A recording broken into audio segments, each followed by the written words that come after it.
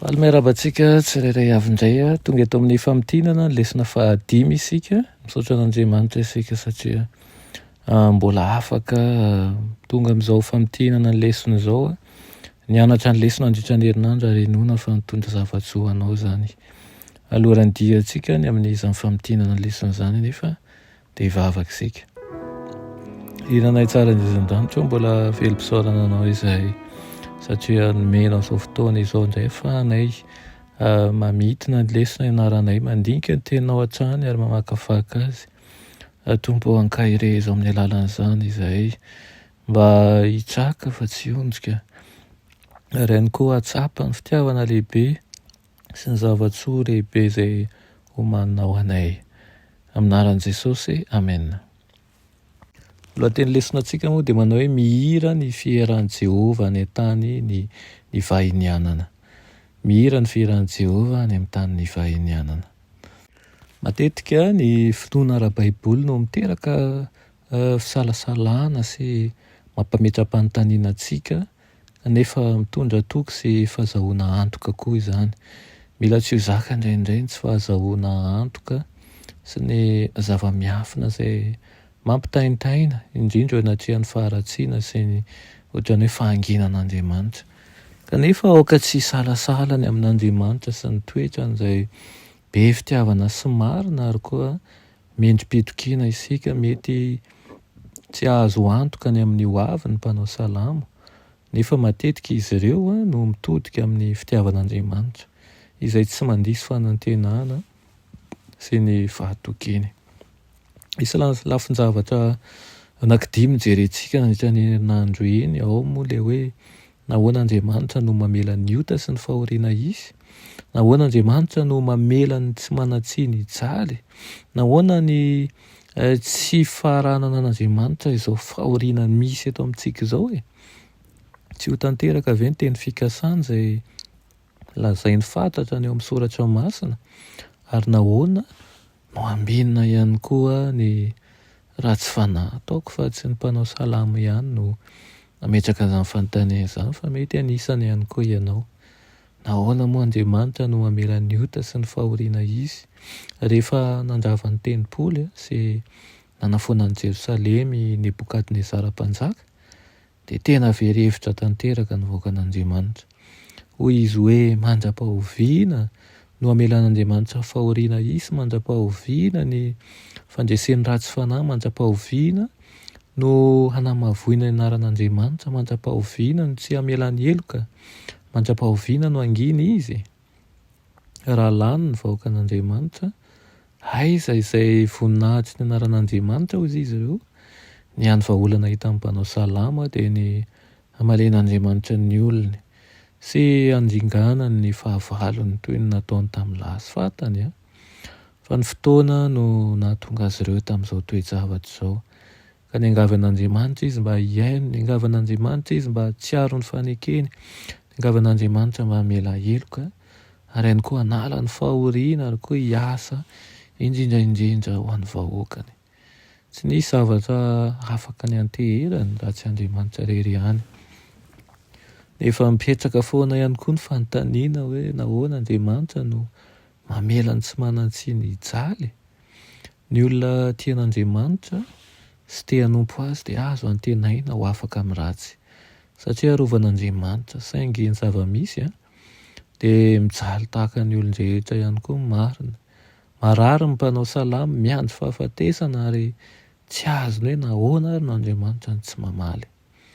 Mety efa tahaka an'izany ihany koa ianao, metraka mpanontaniana mihitsy, ahoana ary no tsy mahazo valiny aho? Miampiangan'Andriamanitra ho anton'ny aretina sy ny fanaintainana mihitsy aza izy. Tsy voalaza amin'ny Salamo 7:20 ny fahotana mety ho nahatonga ny aretina.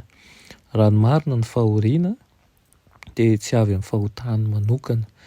Izany zava-misy izany no mahatonga ny fahoriana ho sarotra hatakarina, tsy hay hazavaina mihitsy aza. Tokana ny vahaolana dia hoe mitaraina amin'ilay mifehy zavatra rehetra isika ary miandry azy hiasa amin'ny fotoana izay mety indrindra ary araka ny sitrapony. Mahay mahasoa antsika manko izy, ka izany no mahatonga antsika miantehatra fatratra aminy. Nametraka fanontaniana ihany koa ny mpanao salamo manao hoe nahoana ny tsy farana an'Andriamanitra izao fahoriantsika rehetra izao. Toy ny ahoana ny fahatsapan'ny mpanao salamo ny fahalaveran'Andriamanitra, ary ahoana ny fihetsika ao manoloana ny toa tsy firaihan'Andriamanitra. Hoy izy hoe toy ny diera tsy mahita rano hosotroina izy, mahatsiaro ory, mahatsiaro marary izay tsy manam-paharina ny ho velona izy, mahatsiaro toy ny sama ny vorondolona, ny vorona irery any tany efitra, ary mahatsiaro rendrika anaty fotaka. Tsy misy hafarana raha tsy ampian'Andriamanitra. Izao anefa ny tokony ho fihetsikitsika, tsarovy fa tsy mangina izy fa manohy mivavaka. Tokony andiny tena mandrakariva ary mamboraka ny fitiavany an'Andriamanitra. Tokony mahatoky ihany koa isika fa tsy angina mandrakizay Andriamanitra, ary tsy maintsy ho avy amin'ny valim-bavaka amin'ny fotoanany, ary tsarovy fa miady ho antsika Andriamanitra amin'ny lafiny rehetra, ka aoka ho tazomintsika amin'izay teny fikasana izay izy. Raha mipetraka ihany koa fanontaniana hoe tsy tanteraka ve zany teny fikasana amin'ny soratra masina? Efa natsapa tahaka ny mpanao salamo ve ianao hoe mitaraina amin'Andriamanitra mba hanantena valiny nefa tsy mahita? Ary noho ny famoizam-pony dia nolavin'ny fampiononana anazy tsarony ny fotoana izay ny rano an'Andriamanitra sy ny saintsaina momba azy, izy hoe hanary mandrakizay va ny tompo, aiza ireo teny fikasanao?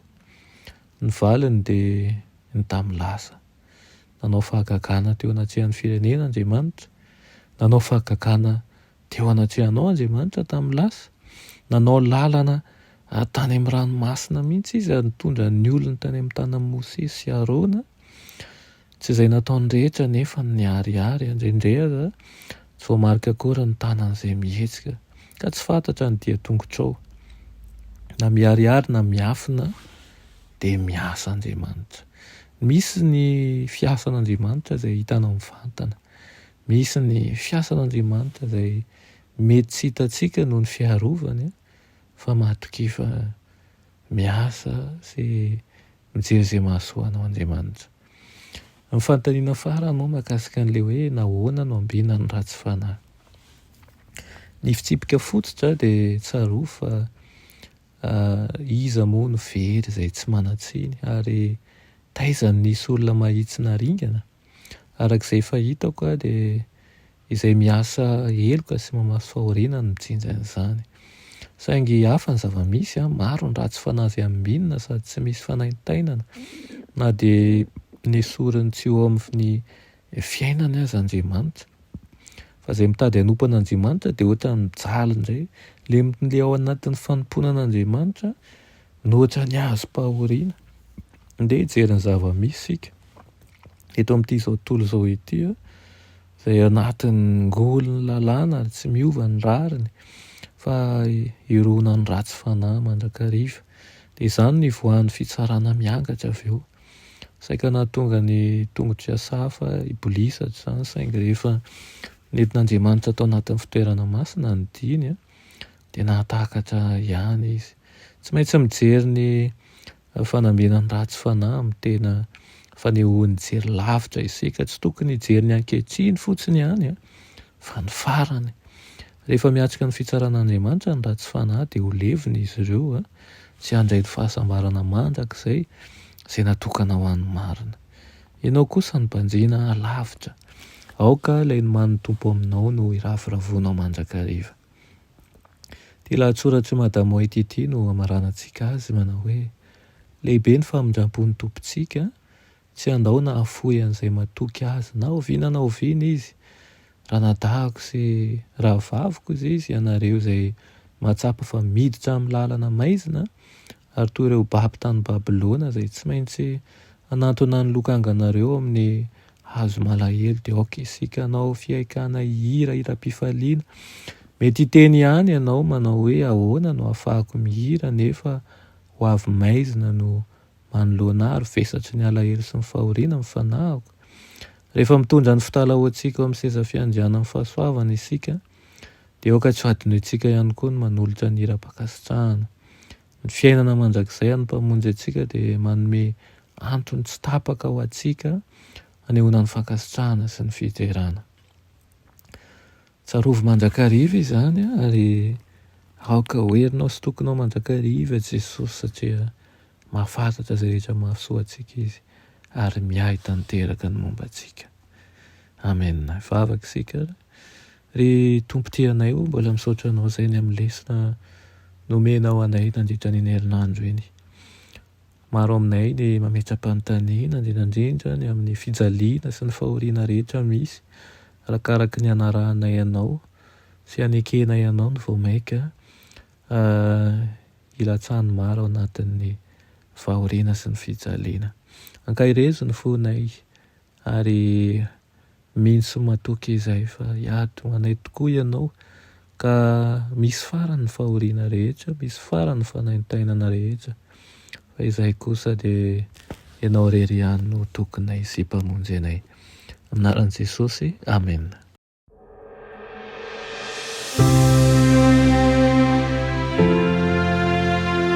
Mianatra eo an-tongotra Jesosy isan'andro.